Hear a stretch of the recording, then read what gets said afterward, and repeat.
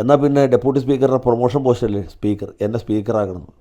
ഉടനെ ഉമ്മൻചാണ്ടി അദ്ദേഹത്തെ സ്പീക്കറാക്കി. എന്നിട്ട് ഒരു കൊല്ലത്തോളം അദ്ദേഹം സ്പീക്കറായിട്ട് പ്രവർത്തിച്ചു. ആ സമയത്ത് വലിയ തമാശകളൊക്കെ ഉണ്ടായി. പി സി ജോർജിനെ നിയമസഭയിൽ നിന്ന് പുറത്താക്കുന്ന പോലെയുള്ള അഭ്യാസങ്ങളൊക്കെ ശക്തൻ്റെ കാലത്താണ് നടന്നത്.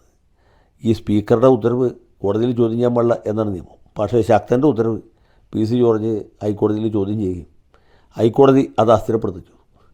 ശക്തൻ പിന്നെയും പുറത്താക്കാൻ തുനിയുമ്പോഴത്തേക്കും പി സി ജോർജ് തന്നെ സൽബുദ്ധി തോന്നി MLA സ്ഥാനം രാജിവെച്ച് വീട്ടിൽ പോവുകയാണ് ചെയ്തത്.